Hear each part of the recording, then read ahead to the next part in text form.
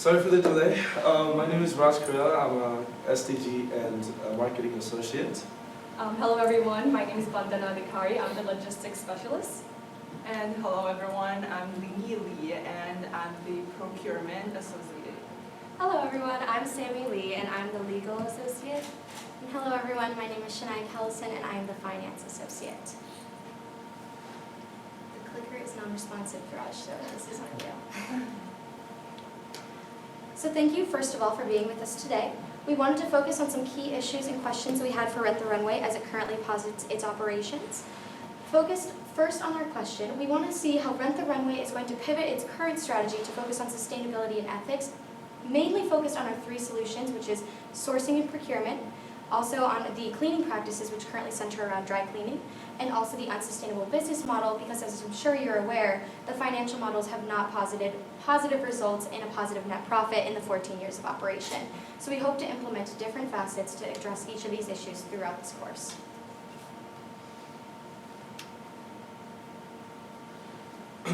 So our current recommendation for Rent the Runway is to redefine the target market by offering adjustments in marketing campaign. And our solution number 2 would be to modifying sourcing and fulfillment by reevaluating sourcing and logistic efficiency. And our solution number 3 would be engaging customer in process by prioritizing durability and focusing on at-home care. So our overall impact of these recommendations would increase brand image and value proposition of Rent the Runway, and would also focus Rent the Runway to achieve sustainable development goals by their targeted year, and also ensure financial sustainability, and we'll also attain more target market and new consumers, and overall increase brand loyalty development. Thank you, Raj, for that overview. It's important now to establish where Rent the Runway stands right now.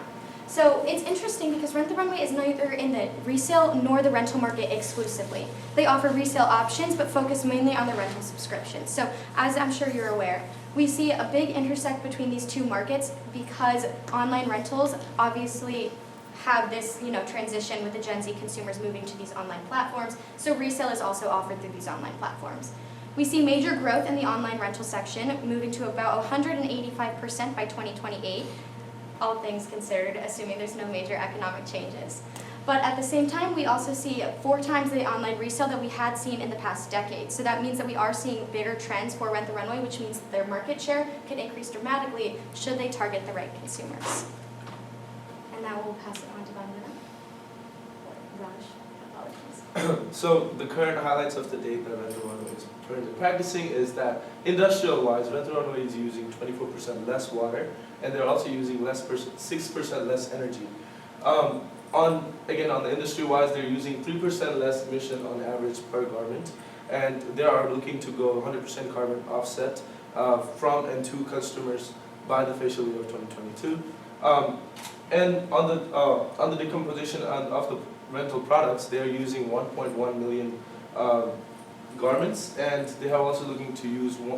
They're also looking to repair 4.1 garments performed by June of 2021, and they have also displaced 1.3 million new garments through Rent the Runway rental models. So this is also Rent the Runway's current strategy plan, which is to displace new production of 0.5 garments in 5 years, and they are also looking to minimize waste, which is by diverting 100% of unusable clothing from landfill. And we are also looking to offset carbon emissions by going 100% green shipment and net zero by 2024. And internally, Rent the Runway is also looking to ensure workplace diversity and support diversity in fashion by using Rent the Runway platform. Thank you, Raj. Now we're going to be talking about the industry trends and how it relates to Rent the Runway. As Shania mentioned, Rent the Runway sits at a unique intersection of retail and resale within the online platform. So as we can see, there's a huge increase in the brand resale shops. For example, already pre-existing companies like H&M and Champions, they're having second-hand alternatives. They're offering recycling products. They're offering maybe a resale market of their own. This is in response to the millennials and Gen Z preferring resale over first-hand clothing, because as time goes on, Gen Z and millennials are just being more sustainably conscious of their lifestyle and what they're doing. The third point is 50% of Gen Z have purchased fashion outside formal gender category. And lastly, 44% consumers cutting back on apparel purchases because of the current economic situation and the possible anticipated recession. However, if you look on the right side, Rent the Runway does a pretty good job in response to the industry trends. So they do offer unique offerings. So they do luxury, but they also do direct partnerships with a lot of specific brands and stuff. They do this with keeping in mind of the low price threshold. This kind of removes the financial barriers to the consumers. And lastly, they are also early pioneers, so that gives them the first mover advantage, which also gives them a competitive edge against your competitors. Thank you for that industry overview. So now we're going to move more into the implementation component of each of our solutions, starting off with our readjusting the target market to capitalize on value. And if we look at where Rent the Runway currently sits, we only see 17% of market share only within the luxury industry for Rent the Runway in the resale market and rental market. So out of the industry that it's already targeting, we could definitely see an increase in your brand equity and an increase in the overall consumption and production here. At the same time, luxury in and of itself only constitutes 32% of what resale can achieve globally. So given these factors, we want to offering adjustment suggestions to you guys, focusing less on the Cinderella experience, if you will. COVID really decreased the number of special events we have, the number of in-person galas that we have to attend that really constitute special apparel. So instead of the Cinderella experience, we want to focus on fluidity and versatility. This is sustainable clothing for a real experience that's more applicable to the average consumer. But it's also important to note, this can only be achieved through marketing initiatives that draw attention in the first place. So switching less to word of mouth and more towards paid and earned media. So thank you, Sanai, for explaining the target market and marketing component. I'm going to dig more deeper into the consumers. So passing on to Shania again. Yes, we are going to go over these offering adjustments. Again, we only see about 115,000 subscribers right now in your company, and these are the active subscribers excluding the total 159 of paused accounts, so we don't already see, total activity on these accounts, which shows a little bit of consumer doubt on Rent the Runway's activity. At the same time, if we implement our solutions, we're going to look less at the luxury women's resale, which is currently and rental company, which is where Rent the Runway currently posits its position. We want to focus on smart casual, comfort, really making the consumer feel enveloped in this environment and also like they can partake in these activities at an economical advantage.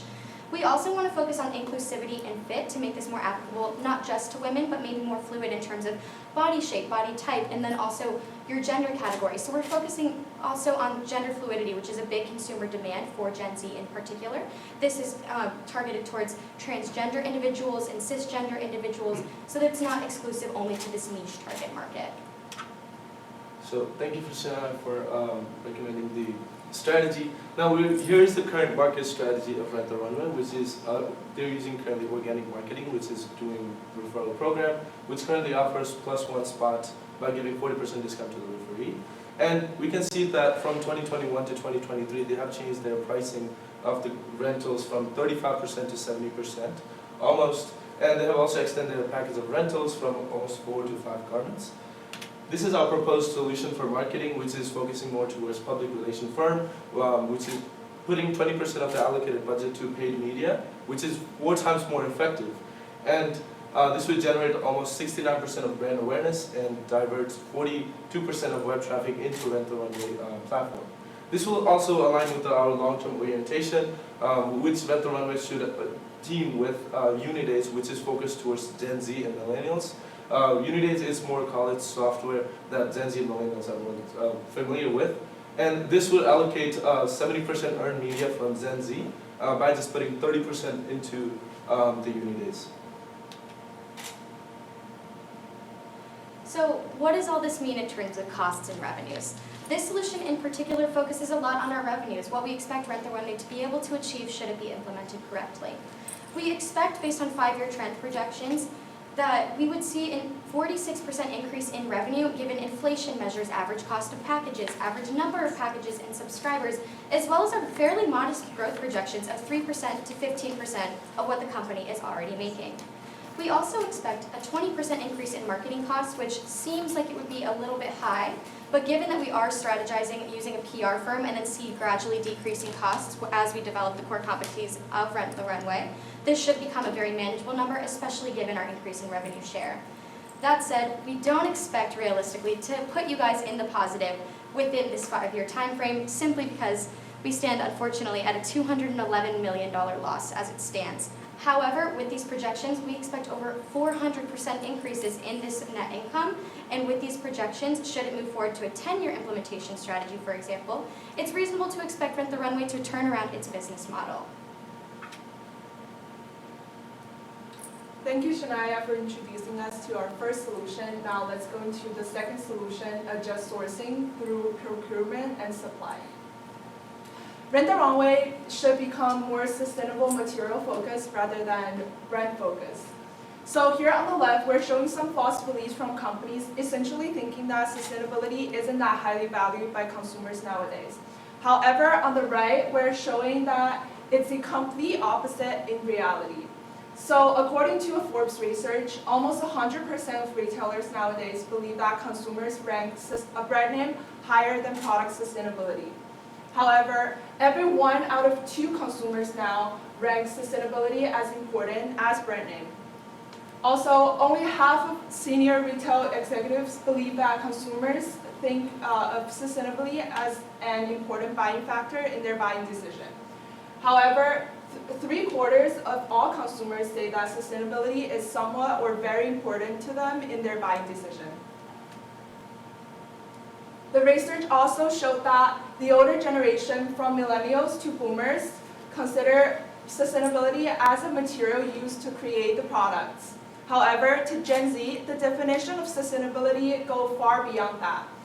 They focus more on sustainable manufacturing. So how can Rent the Runway change according to these consumers' changing appetite? They can source more sustainably made products made with organic and naturally harvested fibers, or products made from recycled materials.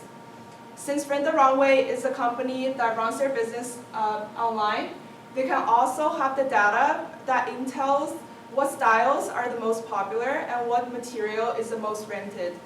They can translate this data to their manufacturers on how to improve their durability and source products and create products according to consumer demand.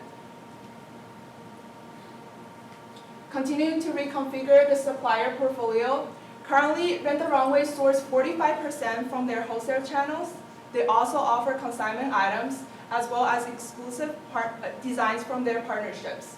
However, in the future, Rent the Runway can shift their sourcing to more naturally sustainable fabrics like organic cotton, hemp, and linen.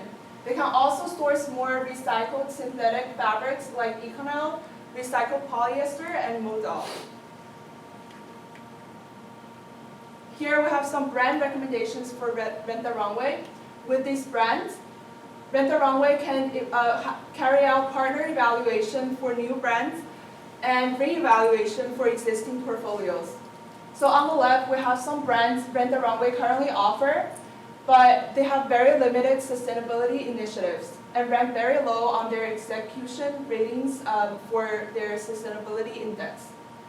On the right, we have some brands that already have established sustainability programs and rank very high on their sustainability execution ratings.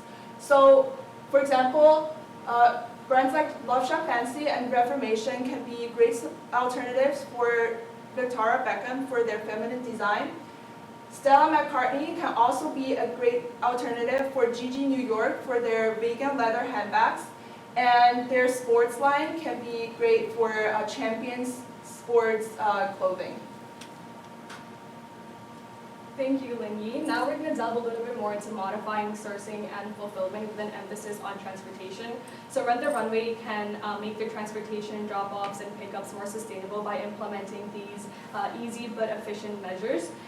First, we recommend logistics partner for hybrid or electric vehicles. For that, we also recommend Rent the Runway partner with DHL, which has a great Go Green program that offers amazing sustainable logistics solutions. They also, on the side, also do consulting services to help the company further into how to make the transportation and shipping more sustainable. This will just further help reduce carbon footprints and emissions.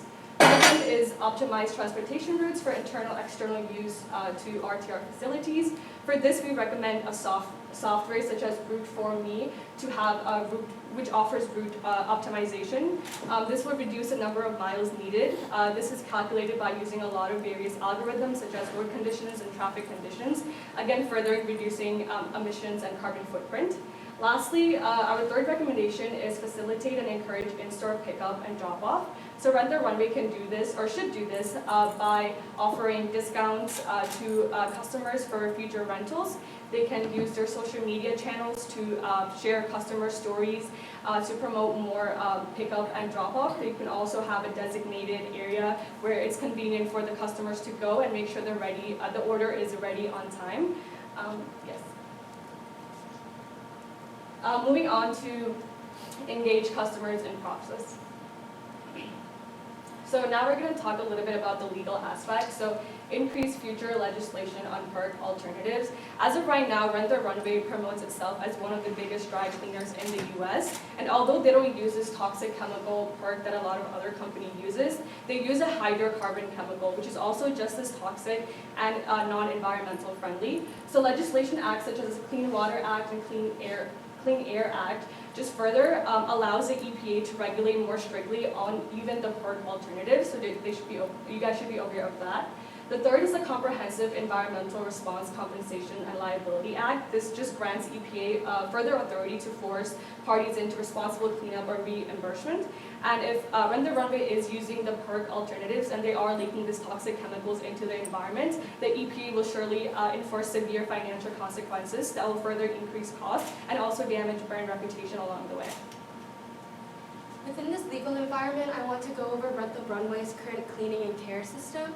So Rent the Runway's dry cleaning process uses biodegradable detergents that are free from added fragrances, and it doesn't use halogenated solvents like PERC that Vandana mentioned before.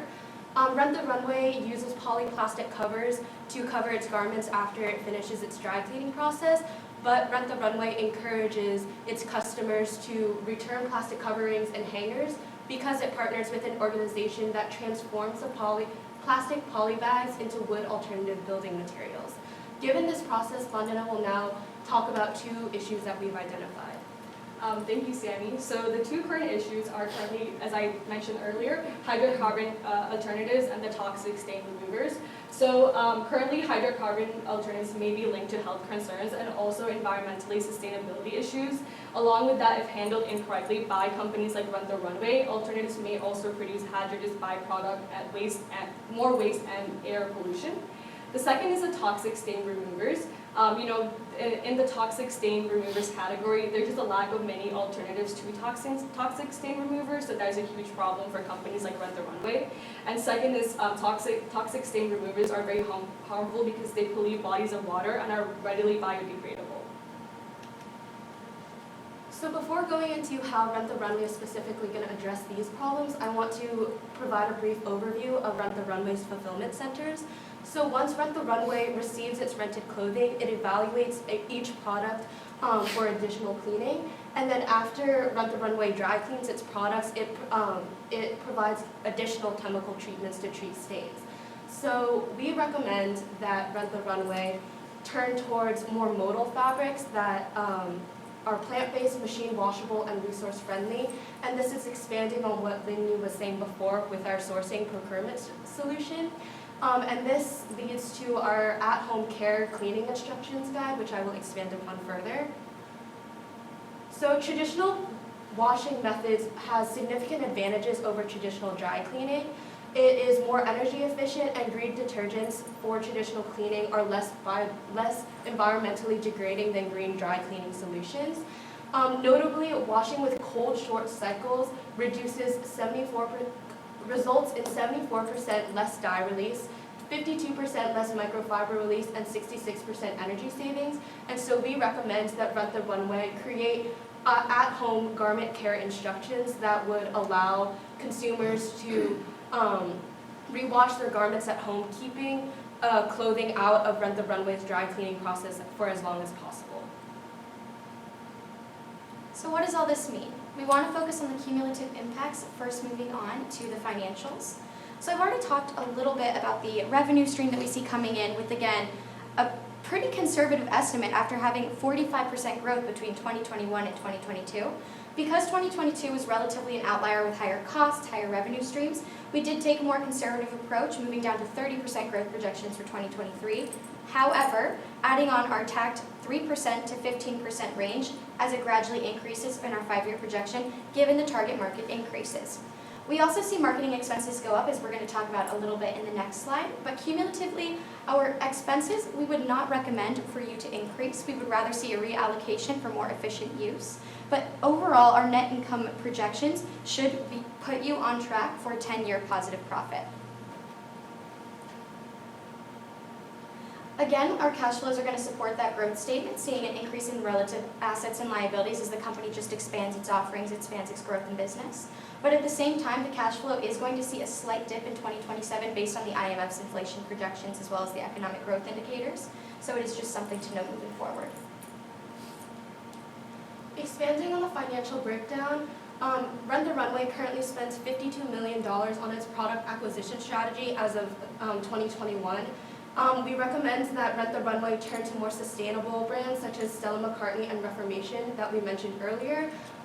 One thing to note is that we are not recommending that Rent the Runway increase its product acquisition strategy, as product acquisition is one of the highest shares of its total costs. We are recommending that Rent the Runway shift its rental portfolio. In addition, Rent the Runway spent $26,500,000 on their marketing expenses, and in addition to the marketing expenses that we outlined previously with the PR firm, we recommend that you allocate $400,000 for the at-home care instructions. So being sustainability being the front foot of Rent the Runway model, Rent the Runway current practices on displacing new product production, minimizing waste, offsetting carbon emission, and supporting diversity in fashion, and including workplace diversity, fits with our model of going towards Sustainable Development Goal 12, which is responsible consumption and production. So expanding on to our more into integrating each solution into these, redefining the target market, modifying sourcing, fulfillment, and managing engaging customer in progress will ensure Sustainable Development Goal 4 listed here. So which is implementing consumption, 10 years sustainable and production consumption, encourages other companies to practices and sustainability reports, and promote universal understanding of sustainable lifestyle, also removes market distortion that encourages wasteful consumption and reduces waste generation, responsible management of chemicals and waste, and at the end, sustainable management of natural resources as well. We do also have an appendix for additional sources should you have any additional questions, but we are open for any commentary you might have, and thank you for your time. Thank you. Thank you very much. I want to start at this end with my board colleague. Questions for the consultant? Sure. So let's see. Lots of questions. Really well laid out so far. I think maybe first question, if you could give a little more insights around, I noticed on one of the slides you mentioned in-store pickup, and I thought of that kind of relative to fulfillment centers, so just insights on that footprint of where fulfillment centers are and then how it correlates to in-store pickups. Of course, Vandana, would you like to go ahead and take that section? Yeah, I can talk more about the in-store pickup. We really recommend in-store pickup for customers who are living nearby the physical stores of Rent the Runway. And for people who are living far away, we obviously have recommendations for how to have transportation that are sustainable. Sammy will talk more about the fulfillment center. Yeah, of course. So with the fulfillment center, it would be a similar process to what they have now. Transportation is one of the biggest costs of the dry cleaning industry, and it's one of the reasons why a lot of people are consider the rental industry to not be the most sustainable. But by reducing the transportation sustainability footprint and keeping the dry cleaning measures that we mentioned in our presentation, we believe that Rent the Runway can overall reduce its carbon footprint. And how how many fulfillment centers are there across the U.S.? I don't have, okay, They sorry. currently offer 5, and they're located in major cities. So they have one in Chicago, they have one in Boston, they have one in Washington, D.C., and New York. The 5th one at the moment escapes me, but I would be able to reference it in the appendix moving forward. But right now, they do only offer 5. Five fulfillment centers, and about how many stores then? And the stores is the same. They tend to co-locate together, so they don't have too much of an in-person presence just because they do have this focus on the online retail, or the online rental, excuse me. And then, Or sorry, you- go ahead. David, sometime? Yeah, so lots of questions related to kind of thinking about scale and how we become profitable. So thinking about, the increased cost. First off, is there an increased cost of sustainable products relative to these unsustainable products Well, as far as sourcing them? the interesting thing actually is when we noted the cost they have right now, they generally, first they price these products 10 to 85% of what you would see on retail.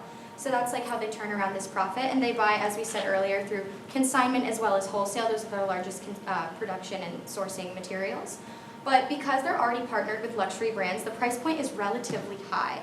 So sustainable brands doesn't necessarily mean that luxury is going to be excluded from this. A lot of luxury brands are very good about sustainability, as we saw with Stella McCartney, and even Gucci is really good about their clothing brands and their bags. But at the same time, we want to emphasize this high quality product. So at a similar price point, what we can find sustainably is where we would want to increase our portfolio. But at the same time, it's not so much throwing money at the issue, because they've increased, Rent the Runway has been increasing all of its respective costs for the past 14 years without a positive profit. So what's notable for us is a reallocation of this portfolio, as Mingyi was talking about, as opposed to throwing more money, getting more expensive products. It's just reallocating to make sure the products you choose are the right ones for your consumers. And then just one follow-up related to sustainable. So you mentioned this survey evidence of consumers having a preference. So, there could be some bias there, and our consumers just want to sound nice on a survey, but is there any evidence that revenue growth has been greater for companies with sustainable products relative to, say, fast fashion? That consumers in that Gen Z millennium area are actually buying sustainable products versus just saying they want to?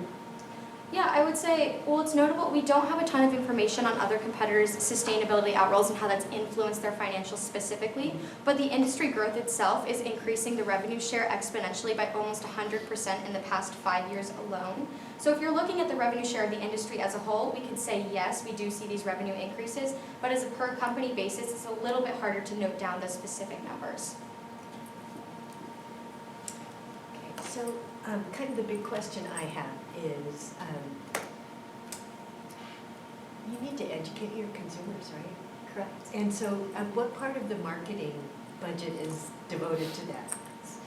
So for marketing budget, we're gonna allocate our marketing spending on. So we're gonna actually allocate paid media marketing, so which is paying influencers in TikTok and Instagram, because that's where the Gen Zs and new millennials are more relevant to. And so overall our paid media expenses is going to be 20% of the budget, and among this 20% of the budget, 30% of it goes to paid media such as social medias, and other goes to like organic searches from Google and other search engines. So paying influencers in Instagram and TikTok would create a general web traffic into our Rent the Runway system, and once we get the customer into the funnel, we can focus towards getting loyalty. None of you seems to be wearing the same clothing. We are the target market. Yeah. We follow It's more the diverse. millennial But I'm Gen Z I'm going to guess that you do a lot of your shopping online. Why do we need to invest in real estate? Can we do all of what you're recommending online? I would honestly say we can't do it all online. We see a lot of, we cannot. That is why they have the relatively limited in-person presence, and that's more for logistics, so they physically have the factories that they're using to clean the products and manufacture everything and put the clothing implementation. But the in-person component, a lot of people, even myself included, I enjoy to go to a thrift store, for example, or a resale shop and feel the clothes, see what the material is, the durability. So as much as online is convenient, and I will say I do shop a lot online, I do sometimes, especially if I'm looking for something that maybe I haven't worn that style or that fit before, I do like that in-person component. So it's not something I would exclusively put online, at least not yet. But wouldn't you rather go to Nordstrom? I don't know, Nordstrom's a little bit scary when you walk in there. It's kind of big. You're dating yourself. So question around just kind of investment, any capital investments needed in, one of the things that came to mind is in listening to the presentation, having been in business 16 years, how much information do we have, or are we effectively assessing that information around our customers, their behaviors, just those insights on them? Or do we need more investment to improve those systems to then absorb some of that consumer information? I can go ahead and cover that one. So something interesting that actually we have noticed is Rent the Runway doesn't publish a lot of data on its consumer trends, but competitor ThredUp posts a plethora of information. And a lot of other brands that are similar to ThredUp and Rent the Runway, whether it's resale, whether it's rentals, post a lot of industry data. So I don't know if it's so much investing exclusively in their own research, but perhaps collaborating and making it more of an industry approach would be a better solution. And a lot of that could come from marketing to see what are consumers clicking on, what is the traffic that we see on certain platforms versus other platforms. So a lot of that, I think, will come from, one, the PR firm, so that's why we implemented that solution first, because PR firms do a lot of that background research.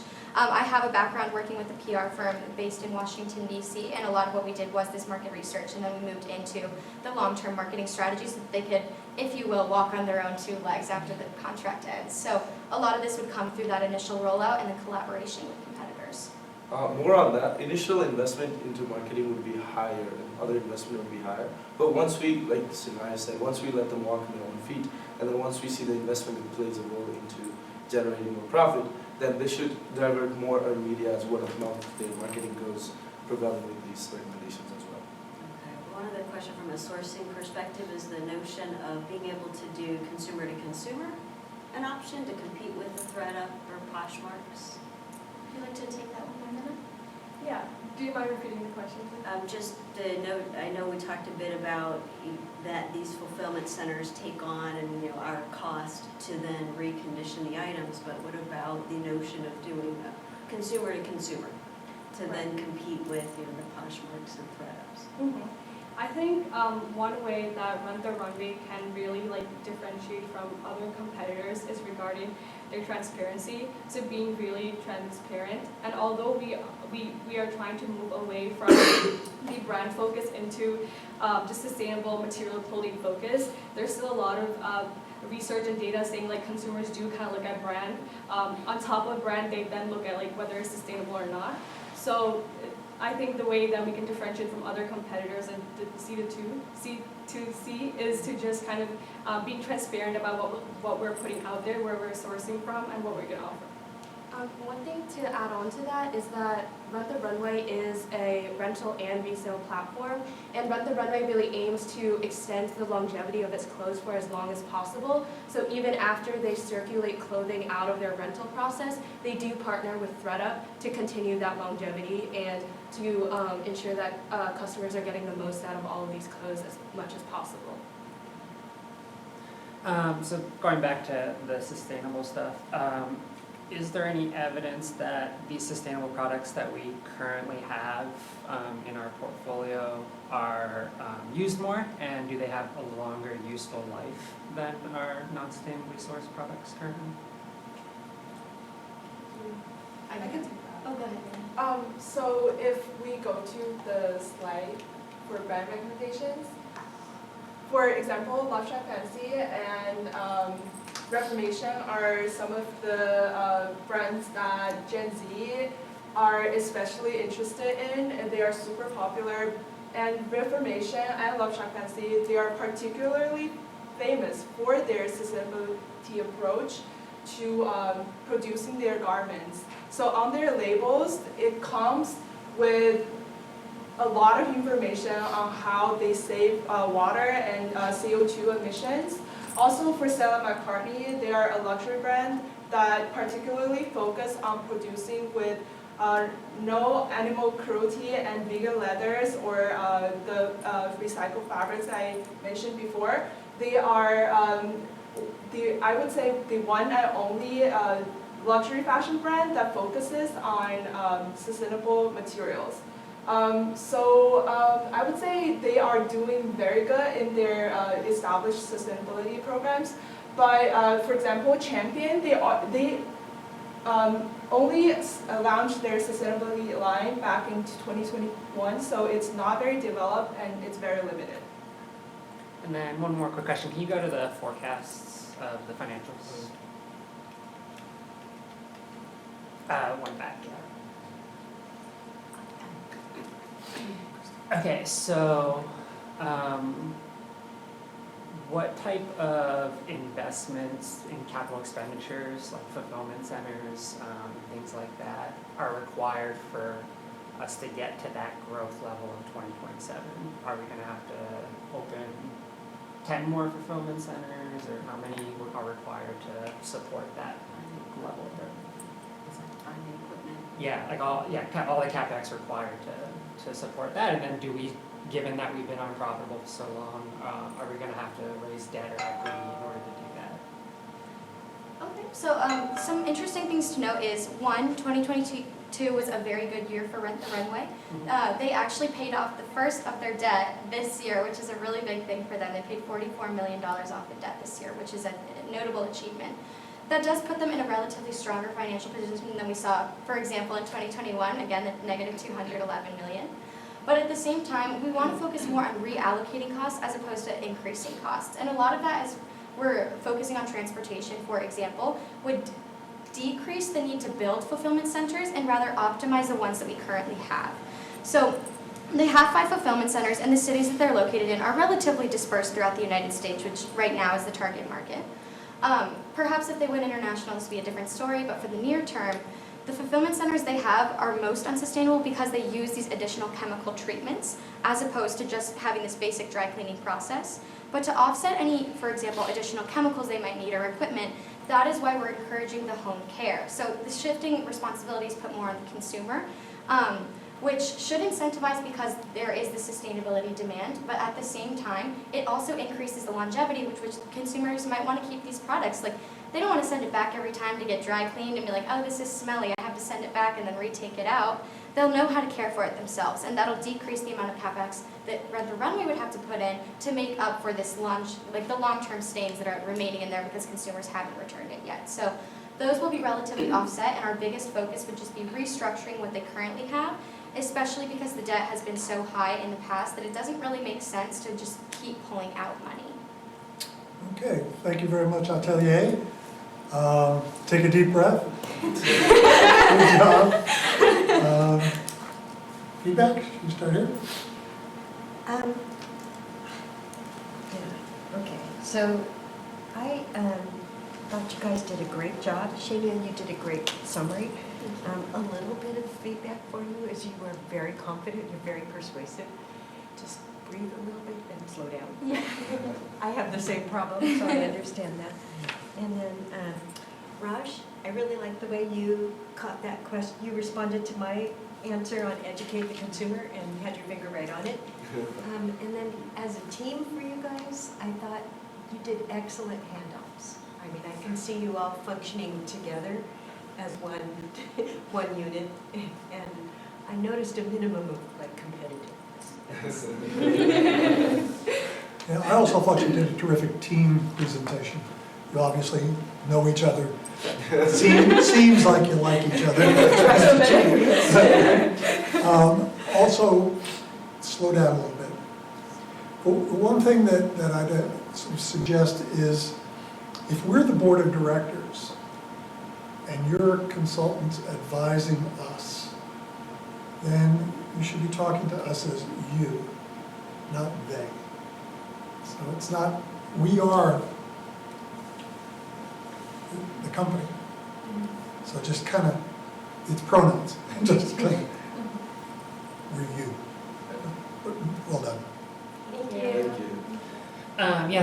Overall great.